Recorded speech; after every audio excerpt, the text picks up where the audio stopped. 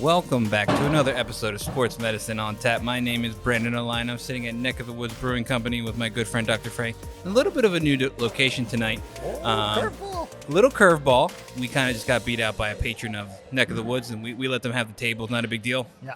Luckily, the room at the time was a little empty, so we just went on the other side of the brewery tonight. So it was a little change of pace, different angle. Yeah. I Looking a little different. Yeah, looking a little different. We get this different side of our face on camera tonight. Changes the pace. This is my good side anyway. Right. Just a quick introduction. If anyone's watching this video on YouTube, please give us a like and hit that subscribe button on our YouTube channel. Give us a follow on Instagram as well, Sports Medicine on Tap. We appreciate any support. Helps us. It helps us grow, and it continues to reach more listeners and to kind of get us out there a little bit more. So we appreciate any support, anything of that nature. So go ahead and do that if you are watching the videos. So here we are, Dr. Frey. Yeah. We're back. And we got an extra mic set up. We do have an extra mic because there was a wild Frank sighting in the back production room. Yeah. Hard at work. As always. Sourfest not too far off in the Sourfest, distance. May 18th. Saturday, May 18th. Yeah. 12 to 8 p.m. here at Pittman, New Jersey in Neck of the Woods. He may come out all disheveled and angry. Yeah. And just too burnt out to sit. Yeah. But maybe we get lucky and we get But a little thank you. with that being said, anytime I do see Frank in the brewery, in the tasting room or whatever, I was like, we might need an extra microphone. Just in case. Because next thing you know, Frank great. comes, a couple extra beers come, and then it just ends up being a great night. And it's like, oh, well, good thing we put the extra mic out, you know? It's that simple. It's just a very simple equation that I've kind of accustomed to. So And- speaking of extra beers, do you still have that same one that we No, you switched it up? I repeat it. We've got the same thing. We're both drinking a raspberry nicey nice. It's a sour. Yeah, Very so good. So sweet. Yeah. For this beautiful 75-degree Oh, weather man. outside. Last 2 days have been phenomenal with weather. Yeah. But no, right before this, when we were warming up, kind of talking about the show, going over our notes and whatnot, I was drinking a necking gelato. Yeah. And I'll just read on the screen right now. It says coconut, lemon, raspberry, and then custard. Yeah. And I kid you not, folks, when you drink this beer, That's what you get. the flavor profile literally goes in that order. You get Yeah. a little coconut, then you get a little lemon, Yeah. raspberry, and then this custard finish, which Yeah. we were both sitting here astonished. Like, we don't know how Frank does it. The first thought is you think custard beer. Like what the hell? But then the second thing is number one, it actually legitimately tastes like custard. Yeah. Like how does that happen? No idea. And then two, it actually works. Uh-huh. It's really good. Yeah. I honestly, I don't understand. Like I've never had beer like that. Like that he's able to. No, I it have no literally idea. tastes like custard. Yeah. It's incredible. And I mean, last week when we did our show, I was drinking a spicy ginger lime sour, and it's just like, how do you combine I don't get it. these flavors? What'd you say?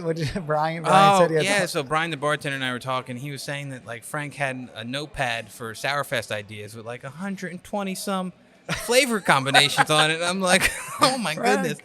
Like you cut could it have down, buddy. you could have not a Sourfest, a sour marathon, and just Right. go for like a whole week and try something new every time you sip on something. It's crazy. I know. Hey, I just want to call attention to something. Mm-hmm. This is show number 99. 99. I was going to do the same thing. That's so Oh, funny. is that You right? beat me Really? to it. Yeah, that was my next thing I was going to say. It's Yeah. the Eve our 100th episode. I know. It's crazy. I know. It's wild, right? Like, Yeah, unbelievable.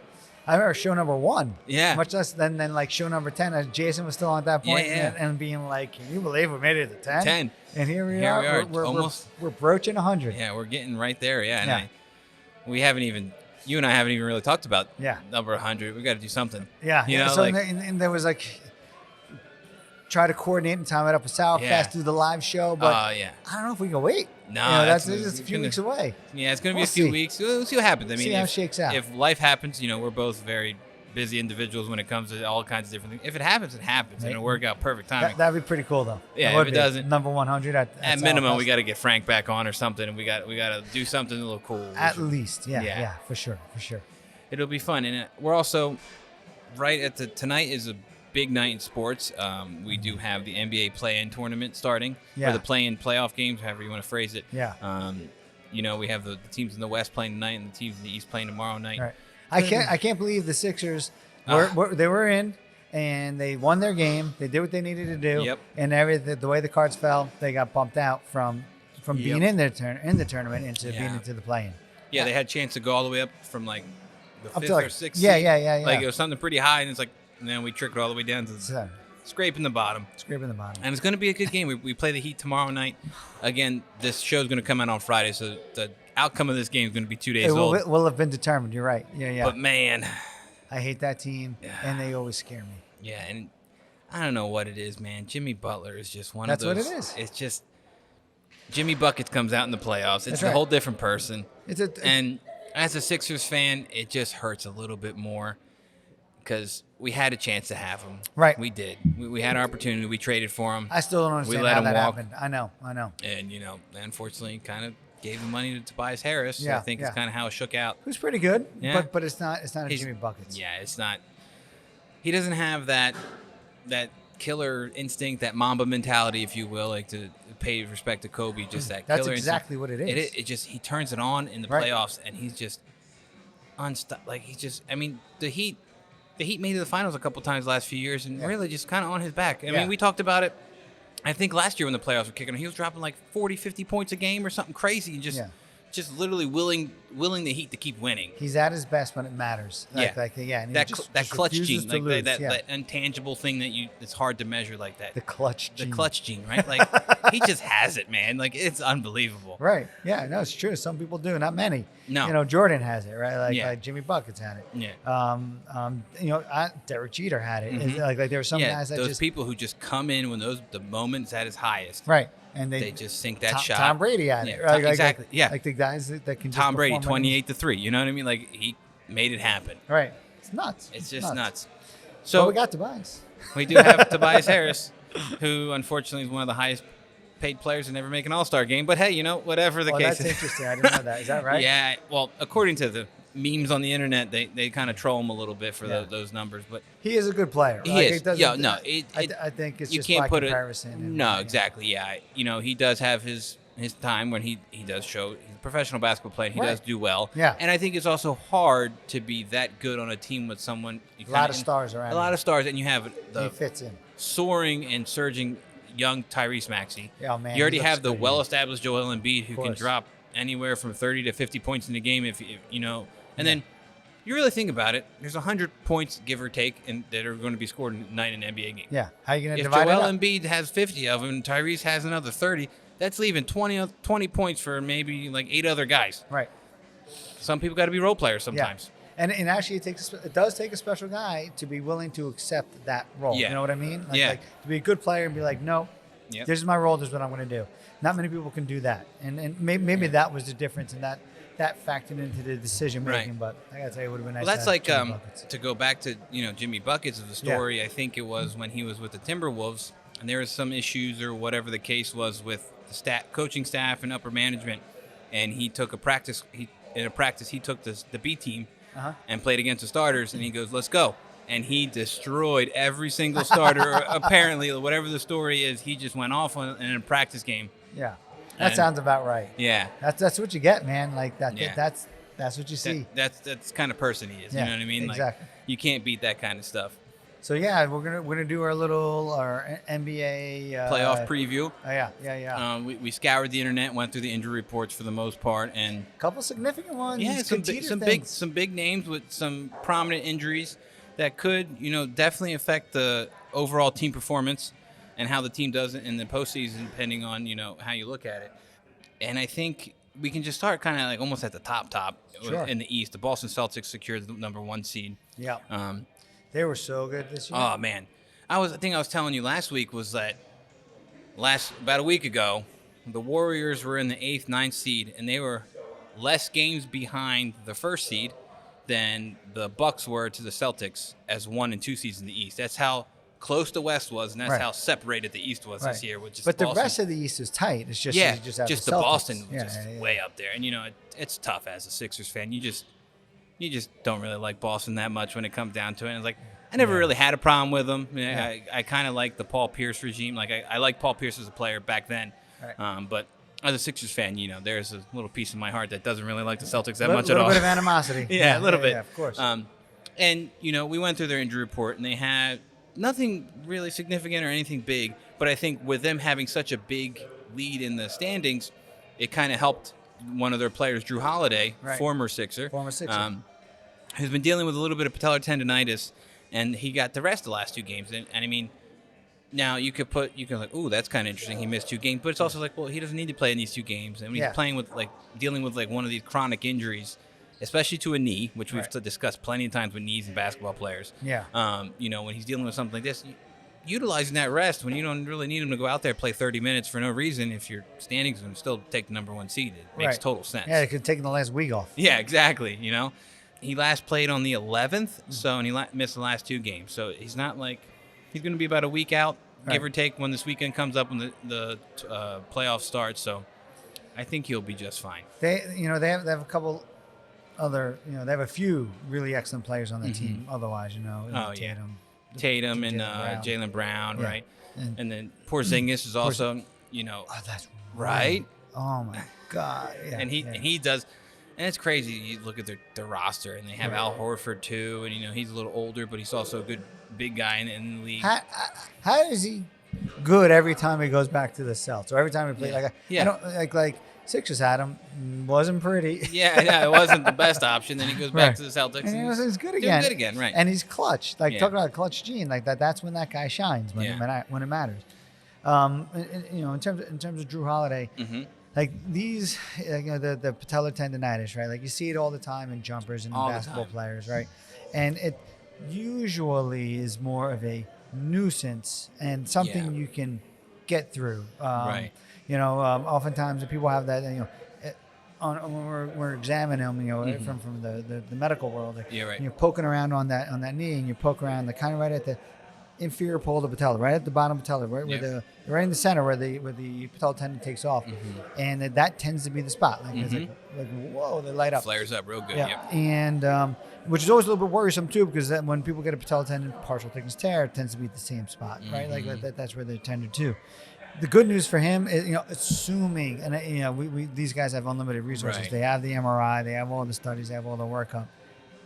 It's a playthrough kind of a thing. Oh yeah, and it's something they can manage. That we have at our disposal, different patellar straps that you can use, Chopard strap and whatnot. Right, exactly. Right. You can do that stuff. A little counter force on that. I find they work okay. I don't think they're great. I think across it's like 50-50. And when I give someone one, it's like, hey, look. If this doesn't work, it's not the end all be all. It works for some people, and some people swear by it and they wear it all the time. Some people are like, that thing sucks. I never want to touch that thing again. It made it worse or whatever. Like, it's very case dependent on the person, the athlete, and whomever's using it. Yeah. And like I said, it sometimes works, sometimes doesn't. So it's like, it's not my end all be all option. It's just like it's an option. Yeah. If it doesn't work, okay, let's try something different. And I don't want to minimize the impact of that particular issue, right? So it does hurt, and it does impact, that can impact someone's ability to play. And I think over a long haul, that can be very impactful, and sometimes, rarely, but sometimes it results in someone getting a surgery, right? But in a short-term thing like this, where you got just the playoffs, we just got to get through the playoffs.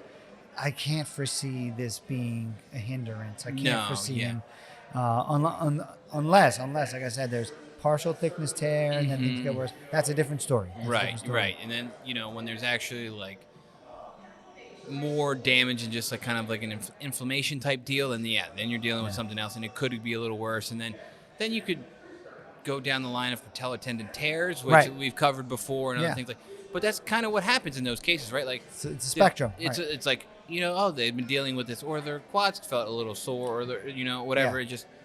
And you never can predict when those things are going to completely tear. It just happens in a weird instance of when you try to go jump and you just kind of don't jump. And, it's... So there's something called... so normally when we treat these, we treat it, physical therapy, inflammatory, ice, stretching. That's a big part of it. Eccentric strengthening, which happens with a lot of these types of injuries, right? When that stuff fails...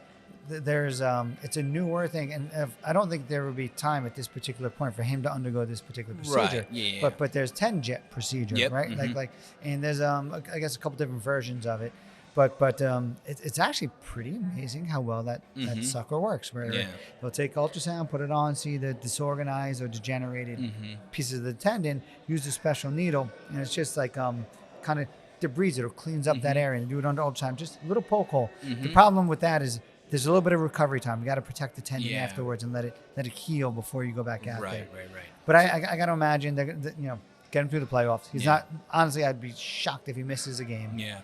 Maybe he's on a minute, like when they get up big, then they pull him out a little early or something like that. Yeah. And then if they need to deal with it after the season. Yeah, it's interesting. Like I mentioned to you before, I have a good friend who does a lot of research in tendons. Right. He's We taught gotta me. get that dude on. Yeah, I know, Sean. Sean, I'm coming for you. I'm gonna find you, and we're gonna set this up. But he's taught me a lot of different things. We worked together for a few years, and we've done a lot of different things. It's just crazy how tendons respond to different things, and like their job is to attenuate load. Like they Right. take load of the muscles and whatever you're doing to them. So like, working with him changed my, whole perspective on how I treat them now. And it's just so different. And it's just interesting. Like, we're just doing isometric work for a tendon can have an analgesic effect and helps just kind of calm the pain down a little bit just for them to get through normal exercise. People don't, I think the general population doesn't fully get that or fully understand that. No, right? like the role of the actual tendon. And Right. I don't do it justice the way, if like I said, like if we have my buddy Sean on, he'll like explain it to you and you're like, oh my God, I didn't understand. Didn't know all that. Like on the level of, let's say, rotator cuff, and we're really diverting from our current topic, right? So you have this pain generator, and like I'm usually like, let's try a course of physical therapy, and some people are on board, but some people are like, what's that going to do? Yeah. And like, no, the doing the exercises, the pain goes away. Like, it's just what happens. It's part of it. And like, this is one of those things, right? Like, yeah, it is. It's surprising and at times counterintuitive, but frequently the best answer, because you get rid of your pain, you're back to normal. And what do you invest? A little bit of time and effort? Like it's a no risk, nothing, like it's. Yeah, and I think even like, it's funny. Have you ever, I don't know the specific names or who did it, but the kind of the backstory of how eccentrics became such a big thing in the tendon world. No, I'm curious. So please do share. Very, very much vague story, but whomever was studying it, he was trying to understand how Achilles tendons ruptured. Right. So his idea was to completely overload his tendon. And his own tendon. So he was actively trying to rupture his Achilles, and by doing so, he did a bunch of eccentric training. Yeah. And then once he studied it, he found that he thickened it and made it stronger. And he was like, oh man, I might be onto something. I just might be onto something. I did something completely different. So like, it's funny when I explain that to my patients. It's like, look, this is something that's really important, and it's like doing that load management and putting load through the tendon in an eccentric manner when you can take such a higher thing than a concentric contraction. Yeah, it just works. Yeah, and it's just funny. Like, it was one of those weird things that was kind of found by accident, which happens way too often in science, medicine, general life, and all kinds of different things. And you're right. This is one, like patella tendon is one of the things. Calf injuries, Achilles, are one of those. Yeah, like those are the things that respond well to hamstrings, right? Like respond well to eccentric strength. Right. And like we kind of touched on it a little bit with when we had Brad and KB on about like doing all that preventative stuff. It just isn't attractive. It's not like flashy. It's not cool. It's like, but it's so effective and needed. Like people just need to do it more often, and might see a little downtick in some injuries. You never know. So, if it's up to me, Drew Holiday does not recover, and it gives the Sixers a better shot. Right. Yeah. But I think it's unlikely. And the Knicks, we talked about Julius Randle back then. Donezo. Yeah, done. And I mean, it's interesting too for the Knicks. They secured the 2 seed, I believe. Yeah. And which is what the hell? And it's just again, also known as the Wildcats. But, right. Like I don't. I don't strictly like super hard follow the NBA. I'm a big Sixers fan, so I'm in it. But just like I feel like some of these teams this year just different changes of just the whole layout of the league from last year to this year, which is great. The Thunder too, like we talked about. They went from nobody to somebody quick, and they secured the number 1 spot. Like, who finished what? Yeah. And it's funny, when I was doing my notes for the show, is like I was going through each team who made the playoffs, their injury report, and they had nobody. There was nobody listed. Yeah. And their team is generally pretty young. Because they're young, and And like, I feel like those. And also because we don't know who any of their players are. Yeah, like they're just flying under the radar for the most part. Obviously, if you're in the OKC area, you're all about it, and Yeah. But I mean, I feel like this team is as exciting, if not more exciting, than the team when they had Durant, Westbrook, and Harden way back in the day. What a good team! Like, still can't believe that team didn't win it. Yeah, like you just look back at that roster, you're like, holy cow, how did they not? Yeah. And then now, it's credit to the OKC staff, their upper management, and everyone for their scouting and their team development and player development. They got all these young guys doing really well. Right. And they're just, and like you said, they just, not that they snuck in, they had a great season. Sure. They completely took that number 1 spot. They went from not being relevant at all to being top dogs in the league, which is great. Amazing. And speaking of the West, the OKC best player came from. Right. I can't even say his name. Right. Like Shai Gilgeous-Alexander. Right. Comes from the Clippers. He came from the Clippers, right? So he was drafted by the Hornets, traded on draft day to the Clippers. He was on the Clippers for a couple years, and then was involved in the Paul George trade with the Thunder. Right. And now, like we said, he's on the Thunder. Yeah. The Clippers are the opposite team. Yeah, right? they're opposite. Opposite building. Yeah, great. Yeah. They got a couple old guys. They have two of the three people who used to be on the Thunder. They have James Harden and Russell Westbrook. Yeah. They also have Paul George, and they also have Kawhi Leonard. What all big. That's a stacked four names we just dropped right that's there. Right. It's like it's also a lot of age. But they're all very much on their fourth quarter of their career, if you will. Like they're very much on the tail end. And with that being said, Kawhi Leonard and James Harden are on the injury report, and it's concerning because they both have injuries that can be pretty impactful. Yeah. I think we'll start with just James Harden a little bit because I think it's more recent and we don't know as much. Yeah. And I think we can go through it quicker than the Kawhi Leonard situation. But, James Harden seems to be dealing with some kind of foot injury. It's been reported as foot inflammation. He got injured somewhere back on the April 7th or 9th-ish or so. He missed a couple games. And then he came back the last game on the 12th and played about 10 minutes. He was reported to have a minute restriction and only played about 10 minutes. And he's a guy who has been playing this season about 30-plus minutes a game. Yeah. Hasn't done that since April 5th. And if you look at the time of when the games will be this weekend, it's about 2 weeks in difference of time of when he last played a good 30-minute full game of NBA. Right. And that can be significant for a guy who helps the team with facilitation. He's a guy who drops a lot of assists per game. Sure. It depends on how that kind of turns out. I don't know what to make of that injury as it's listed. Yeah. And again, here's our typical disclaimer, right? We don't have the full access to what he's really dealing with. Yeah. We just have access to whatever the media online tells us. And it just said foot inflammation. It could mean a bunch of different things. It could mean he got stepped on and he just got a bruise on his foot. It's inflamed. Right. He could be dealing with an arch sprain, maybe. That was my thought. Yeah, like some kind of arch. Issue. Yeah, like a plantar fascia issue, And that's something that affects people who are a little older, right. Don't I know it? Right, like it could be anything that really, so it's very vague in that. But I will say that can be, I think, very impactful for someone in this particular sport. Yeah, and it's also impactful in that, like, he really hasn't pushed it that much. And when you in the playoffs, when you got to play all those games because they all mean something, that could hurt them a little bit. But again, I think the benefit of the Clippers is that they have all these seasoned veterans who could be that guy for a game. That's right. And that's what I love about the NBA playoffs is that when you have these games that they're in series of like 5, 7, or even the playing games that are real short, but you have those opportunities when it's like the bench guy game. Like the guy comes off the bench and drops like 25 points.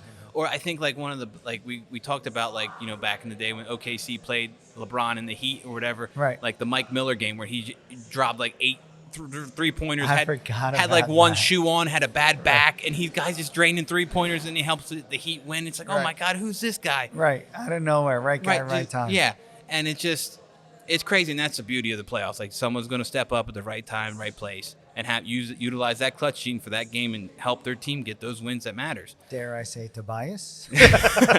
Oh man, I tell you what, every season in the playoffs, I say, all right, where's the Toby game? I'm ready for this Toby game. Yeah. I want Toby to go off, drop 30 points, and be the guy for the Sixers. And it's hard because, especially this year, I think it's going to be a little harder too. I mean, last year you had Harden who had a couple games that he did really well for us in the playoffs. Like Harden of old, it looked like, and then he just kind of didn't have those games too, and we ended up not taking it. And then Embiid, has his moments as well. Oh, we all know what happens there. We all know what I mean. We just hope he can he can stay healthy, right? Like, that's the biggest thing. And we kind of talked about this pre-show. It's like we record on Tuesdays, release Friday, so the playing games are going to be done and over with by the time the show's released. So we're not going to go too crazy with those. We hope. And injury reports may be a little bit different. Exactly. We're using the info we have now. Right. Yeah. Speaking of which, what are your thoughts on Kawhi? Oh yeah, to go with Kawhi, like, that's interesting, right? Like, and that's a big impact for the Clippers, right? Oh my God. Like that has a lot more implications than I think the Harden issue does, because he's dealing with what's just been, and I think it was just a couple days ago, it finally got reported that their coach Tyronn Lue finally gave some more information about his knee. He's just saying he's dealing with right knee inflammation, very vague, and Kawhi Leonard in general has just a which he's totally allowed to. It's his right to have, so very vague and like mysterious injury history. It's always been this weird stuff about even going back to when he was with the Spurs with the big blowout back in like the 17-18 when he was dealing with quad tendinopathy. Right. And then the medical staff said he was cleared, but then he never wanted to. And then he went and got a second opinion. Then he ended up sitting out for an extended period of time. Then he got traded to Toronto. Right. And it's just like, it's all this weird stuff. But I didn't realize how much stuff has gone on to this right knee. Right. Which That was my next question. Is it his right knee? Yeah. And so it's like this right knee has just had so much stuff. And like I mentioned before, 2017, 2018, he had like a quad tendinopathy. Mm-hmm. And then 2021 in the playoffs for the 2020-2021 season, he had a right partial ACL tear when I believe he was still with the Toronto Raptors. He had surgery on that, right? I think so, because he was out for 16 months after that. 16 months, I hope. Yeah. Like that's a tough one to like just continually rehab and deal with, because it's 16 months. It almost seems like maybe he didn't at first and couldn't do it, and then right, exactly. Because I've treated a few partial ACL tears, non-surgically, and they ended up working. Yeah. And they've been the one sometimes think they do, in basketball, it's which not is like UCL. Yeah. Right. It's like, man, it's a little tough. But, the person that I've treated this before, that they've done well, which is good, you know. But so it's possible to come back. But, that's a big thing. They're tricky because they truly are kind of what you would think of when you think of partial tear, right? Mm-hmm. So the ligament or the fibrils, the collagen kind of stretches a little bit. Yep. There's a little bit of laxity in the knee, but the knee can tolerate a little bit of laxity. Right? Like when we do your ACL reconstruction, we do the surgery. Oftentimes it stretches out a tiny bit. Mm-hmm. It does, and but it's not so much that that it's a problem. You're still functionally perfect or excellent, right? And so when you have a partial tear, as it all settles, the dust settles. You give it a little bit of time. You do the therapy and everything. And as the dust settles, the whole question becomes: is it good enough or not? And you really can't tell going in. Like when it's torn, like we can tell, or if it's almost completely torn, or sometimes when we're examining it, you're like, this is loose. Like you got no shot. Let's just fix it. Yeah. Right. But there's sometimes where it's like, it's not so bad. Yeah. And then you really just have to try it. And then at the end, like you said, there are definitely people who do totally fine. Yeah. And then you've done them a huge favor by saving them a surgery. Right. But sometimes you burn that time and you get there and it's still not good enough. And now you're starting from square one. Yeah. So he missed a whole season because of that. And then he came back in 2023, and I think he also injured his right meniscus back in the playoffs in 2023. And that's another standard next step. Right, and it's kind of like similar to what we talked about with him, like very similar to the Embiid case. He always get injured in the playoffs. Like, and that's the killer part, right? Yeah, and that's kind of what Kawhi's been dealing with. Is that last year he had the right meniscus, had the surgery. He's been doing fine this year, but then he's been out since March 31st. So that's a little while. It's almost going to be 3 weeks. When I hear inflammation, I think inflammation is a euphemism for effusion. Swelling in the knee. Yeah. And effusion is worrisome. Yeah. When you have all that, and that's kind of, again, to bounce back to our previous topics of Joel Embiid, that's very similar to what he was dealing with. He was dealing with that inflamed knee. Yeah. It was swollen. He looked like crap that warm-up game, and then he got pulled the last second. Right. Probably similar situation where, dealing with all this stuff for basketball and all the physical demand of the knees specifically, Yeah. It's tough when it's diffused and swollen and painful. So, I want to clarify that statement because that may not make sense to the lay person right off the bat.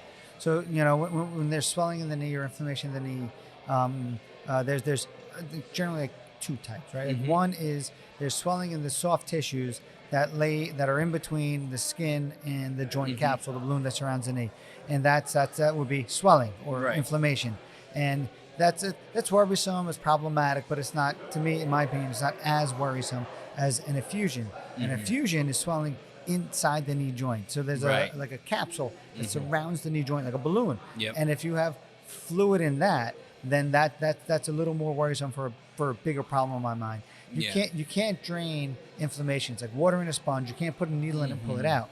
And effusion is like water in a bowl or water in a balloon, and you can there is fluid, and you can put a needle in and pull that fluid out. But the problem is, what does it represent? Why is Right. it there? You know, and is Right. there a more significant injury underneath that's causing this problem? And then, with his history, right, of the partial ACL tear, which is like could lead some of the instability and the grinding of the knee, and then a meniscus injury on top of it, which has already compromised the cartilage in there. It's like, Yeah. is he going down the road of what we discussed before, Yeah. that cartilage injury to I the still knee? worry about Joel, but Right. yeah. Like, and you worry about Joel Embiid from a physical standpoint, being that he's just so big, Right. And it's just more. I assume he's taller and it weighs more than Kawhi Leonard does. Yeah, he must. Yeah, You know, he's just a without monster. without looking up specifics, it's just more force going through that knee. Whereas, but Kawhi Leonard might move a little faster, might jump a little Without higher. question. Like he might have a more physical game to him, Yes, just like and yes. athletically, and which is also put a lot of force through that knee. It's like, Heck yeah. he needs that because, and we talked about it a little. He's averaging 23.7 points a game, 6 rebounds, and 3.5 assists. So like, And 4 rim bounces, shots per game. Oh yeah, 2 crazy shots that just somehow find their way to go in, and followed up with a really awkward laugh. But like, but that's pretty impactful. Now, granted, like we mentioned before, they do have Russell Westbrook, they have Paul George, and the rest of their role players. But Right. Kawhi's a good centerpiece of that team, and if he's not playing too well, Yeah. that could be really tough. That could be very, But also, which is interesting too, is that I don't think it's too serious in that regard. Of like, I just before we hit record, I had an ESPN notification that he signed up and is on the roster for Team USA. That's a good sign for So him. like, Yeah. that's a good sign, right? Like, because if It's a you're good dealing, sign for us. for Team USA, that's a big good sign. But like, if you're opting to play over the summer, you're already kind of like thinking Indicating that that's you not so probably bad. could play. And then also with that too is that it's as reported like an hour before we started recording that he is going to be a partial participant in practice today. So he's starting to move around a little bit. Yeah. And Greasing the wheels. yeah, and I think if we look at it from a like coaching management standpoint too, is like if your team's like in the middle of the pack and you kind of know you're making playoffs at that point, and this guy has a history, one of your good guys, maybe it's a smart idea just to like Give him a little be rest real before. be real vague about it. Like, yeah, he's just out. We're dealing with a little bit of this, a little bit of that, and they don't have to really report too much other than he's out for right knee, whatever. Right. And then they find he's just be dealing with some inflammation, and you give him some time off, reduce that inflammation. Yeah. Get him just non-impact cardio, get all that other stuff. I'm sure he's still doing stuff on his own or whatever. Maybe he makes it through the playoffs. Yeah, and then he can make it through the playoffs where he's dealt. I forget when it was, but he's dealt with some stuff and had like missed some games. But when it came to playoffs, he played every game for that that season. Sure. Yeah. So I'm sure something like that's going to end up happening, and he'll do really well. And Speaking of the Olympic team, you ran through the roster earlier. oh my goodness, I saw the update last night. I said, wow, this team is stacked. Yeah. And just to go over it, LeBron James, Steph Curry, Kevin Durant, Joel Embiid, Anthony Davis, Devin Booker, Anthony Edwards, Jason Tatum, Drew Holiday, Bam Adebayo, Kawhi Leonard, and Tyrese Halliburton. Like, holy cow. Watch out, world. Not super young, but Right. like you said, Skillful. watch out, world, man. Yeah. What a collection of like Yeah. superstar basketball. And I players. think, looking at it, I think LeBron might be taking a farewell tour to the Olympics. I don't, Yeah. I would think like, so. why not? God deserves it. He's going to go for it unless for And some. he's still LeBron. Still LeBron. Like He still can takes play. games, Yeah. like it's how? Yeah. It's just his longevity could be its own topic of the. I was Right. just thinking of. It's actually a good one. I was just looking. I think he's hit the 40,000, 11,000 assists, or 40,000 points, 11,000 assists, 11,000 rebound club, and no one's in the 10,000, 10,000, 10,000 club, and he's just Seriously. on his own pedestal. Strategy. Yeah. And it's just like, Some of the longevity, in part, is because he also started so young, right? Like right, one of he the started last- at 18, yeah, right? Yeah, exactly. And it's tough to get Still. those guys that play those 20 seasons. Like Kobe played 20, Tim Duncan played 20, Yeah. Vince Carter played 20. But like all those guys, when you look at the stats, when they're that 20th season, 6 points a game, Yeah, everything 2 changes. rebounds. We never got to really see the Kobe. Like there were some injuries. And yeah. then, But you're looking at like the Vince Carters, Tim Duncans. They're like nothing compared to Those LeBron's games changed, 20 some totally. points. Yeah. I don't know what his average, but like 8-ish rebounds and assists per game. Like Still, right. still almost Just a average, force. almost a triple double. Like that's just crazy. Right. I wonder how many years Jordan had if he didn't have the little respite in between and the midway through. Yeah. I don't remember when he got drafted and when what his final year was. But he's another one who still played pretty well. There was deterioration clearly at the end. Yeah, when he was with the Wizards right, and stuff. Yeah. Right. But his game evolved, man. Like he right. was one of the guys that did change his game to continue to be relevant. And I'm also like a really big Vince Carter fan. I love He Vince evolved Carter. too. He evolved. Like he went from the super athletic guy dunking. Right. I mean, he was infamous putting the elbow into the rim. That was amazing. To being the role player 3-point shooter, and he altered his game. And like, me and my buddy are real good. Vince Carter, like we both share stuff about Vince Carter all the time. He got elected to the Hall of Fame, or he got his, and we sent a highlight tape, and they were talking about how he changed his game. He was so electric when he was younger, doing all this athletic stuff, and then he had some injuries and some things slow him down.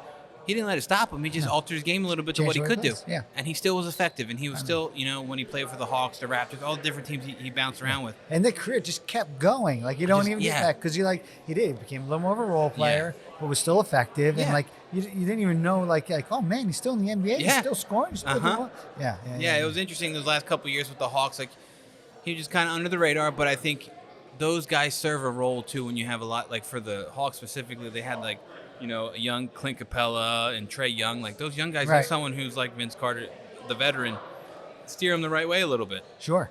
Right. And that's helpful.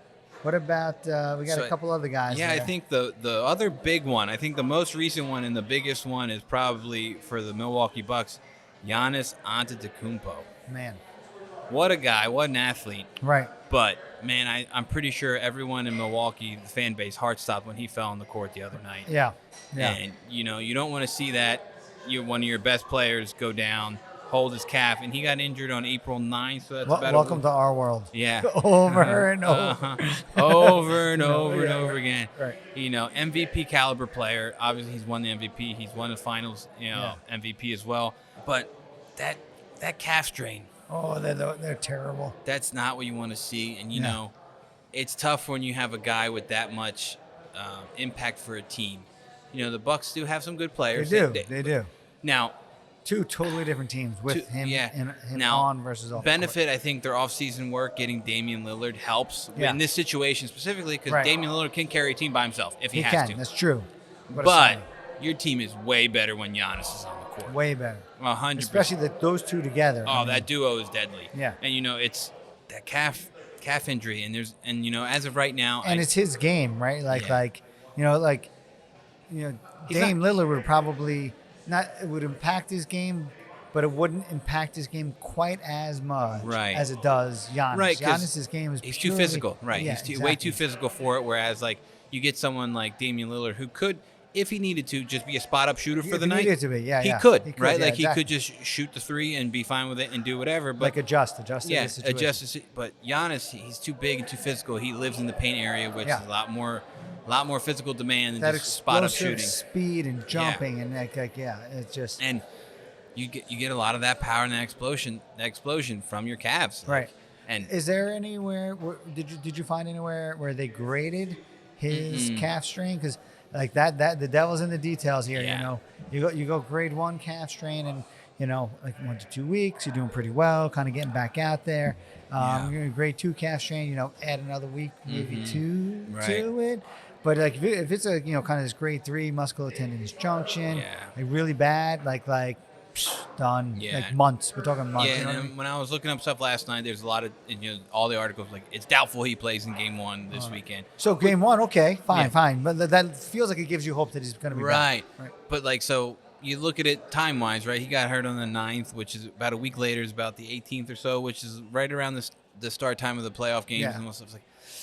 So hopefully grade 1, maybe grade 2. Hopefully very minor. Area. And I mean, for the most part, looking back, I watched a video when he got hurt.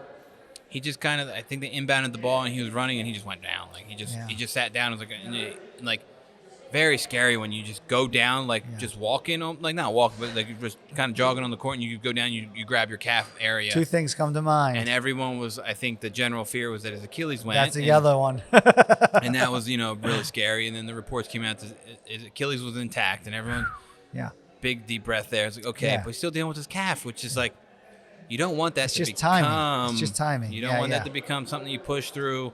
Yeah. And I mean, we've mentioned it before. Tweaks again. It becomes a chronic issue, or it becomes a bigger issue where it's like it becomes an Achilles problem or something along those lines. Like we talked about it. The Kevin Durant situation. You don't want to see that. Yeah. You know, and I think it's different too when you get these big guys, and not big physically, but just their impact on the team. They're like the face of the franchise. You know, Giannis is 100% the poster kid of the Milwaukee Bucks. Without question, as good as Dame Lillard is, it's Giannis. I think it's Giannis' team, 100%. He's earned that right. He won a title without anybody.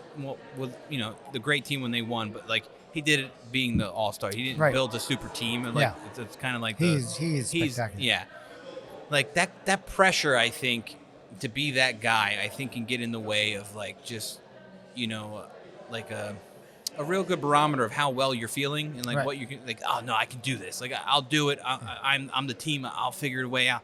Sometimes you can, athletes get in their own way, and that's where folks like you and I have to save them from themselves sometimes. Pull the reins, like slow them down. Slow down a little bit. Like big picture here, like if the Bucks can get through the first round without minimum issues and not have to deal with much, and might do it without him. Can they? Who knows? But that's the beauty of the playoffs, right? Any team can be any team. Yeah. It just takes the right team to get hot at the right time. Look at Miami. Yeah. Every year it seems like. Yeah. Which is why it stinks. That's who the Sixers are playing. You just hope that the Miami Heat are very much cooled off when they come to Philly tomorrow night. I hope so. Yeah. If you want to get in. Just get in the next one, right? Like exactly. But yeah, I think that Giannis injury is, it can be definitely dangerous, or it could be pretty mild. He could have just. I think it also happens too, like when an athlete kind of like scares himself, like, oh, I felt something in my leg, I don't know what's happening. Yeah, panic time. Yeah, like a little bit of panic, and then you do the MRI, so it's like, oh, it's really not that bad. Okay. We can work through this. And again, his ability to heal from a mild calf strain is much faster than the average Joe, because he has access to all kinds of different things medically. Right. And physiologically, it's just a little bit of a different, Right. He's much of a high caliber human, if you will, just his athletic ability. So he's training every day, and he's in great physiologic shape, and all, like you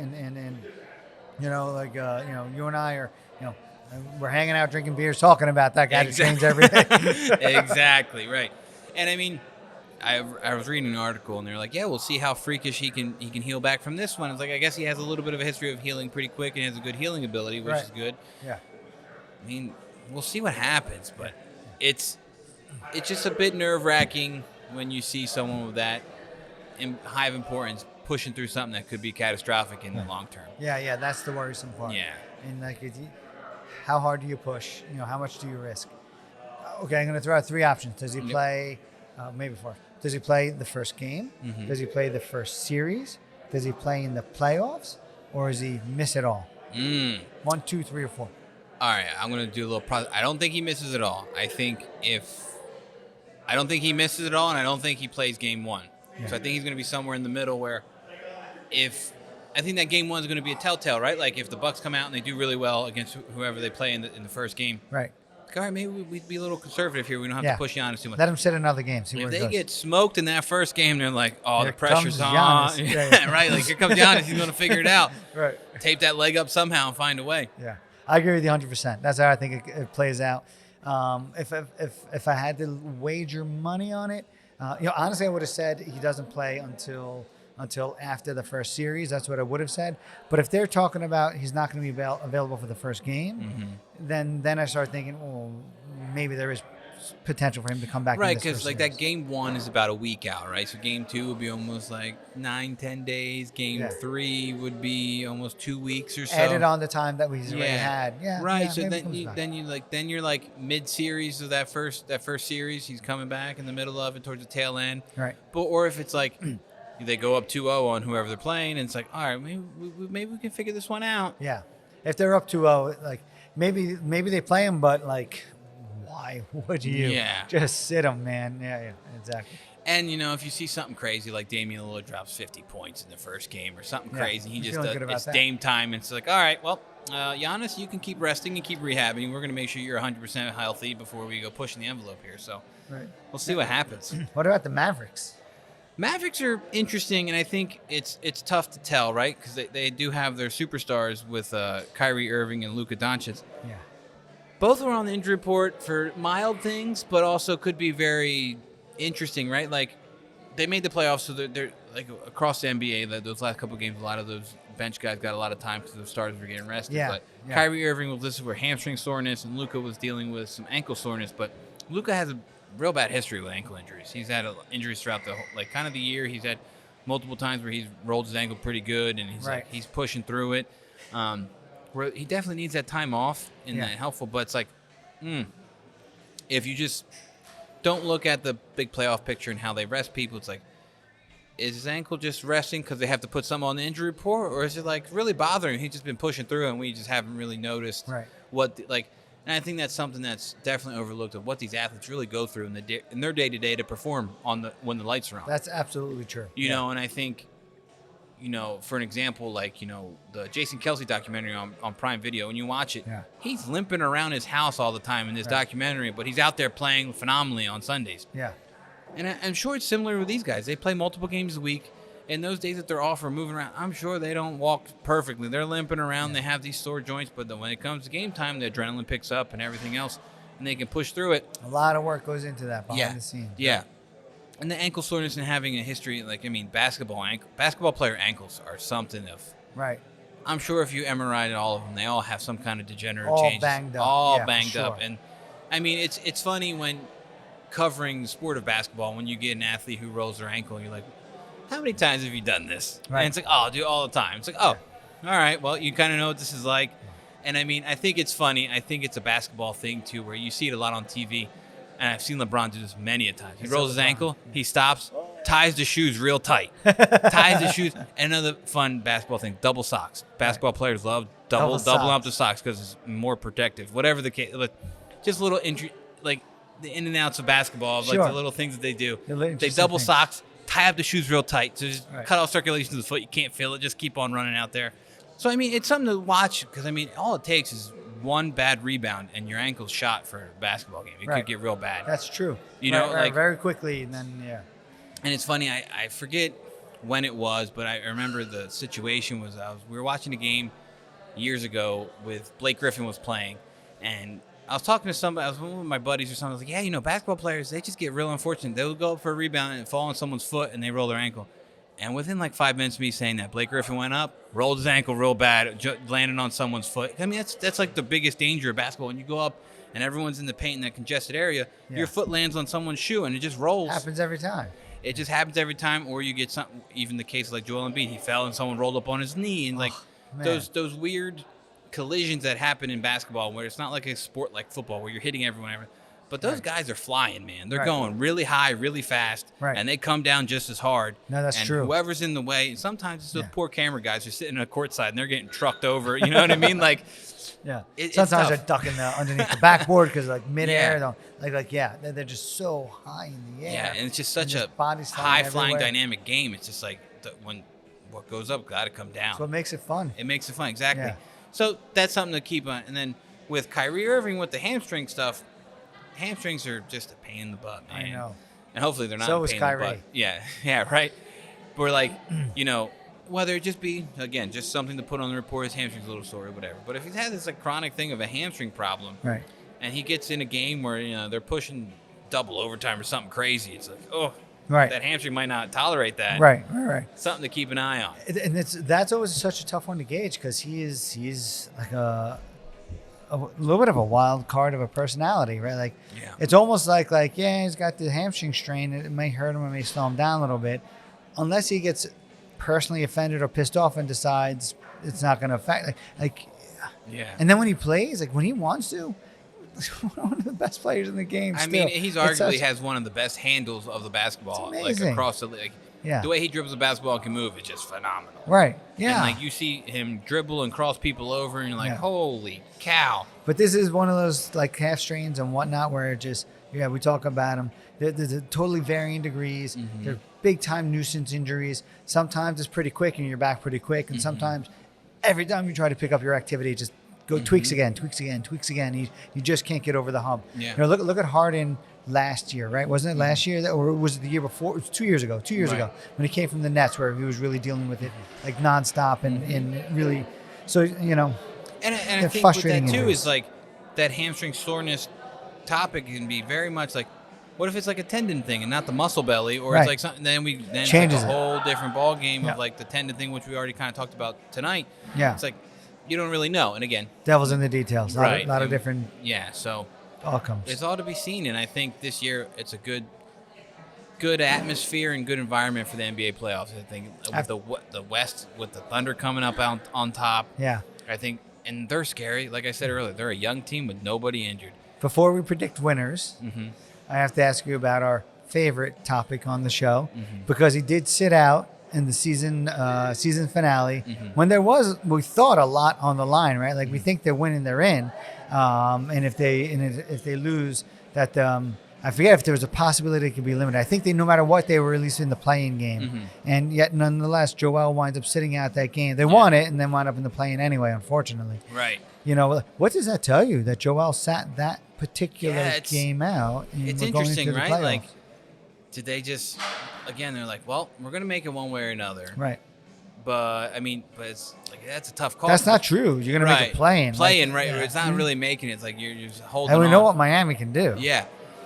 So, it's tough because, like, you want to, I think, as a Philadelphia fan, but you just want them healthy for one round of one Just playoff, show us one what postseason. yeah, Just right. give us everything you got. Yeah. Let's not break your face. Let's not Yeah. ruin your thumb. Let's Yeah. not do this to your You're ankle not or playing, knee. yeah, playing through injury. Well, that too, yeah. and in that last game that he played in, he had a little ankle scare, a little. Oh, that's right. I missed it. I wasn't watching. I didn't really watch it either. Yeah, yeah. But my buddies just said, "Oh man, Embiid's ankle didn't look good." But then he came. Was back. it his ankle? I didn't even know that it was. I think I didn't really look into it, so I can't say.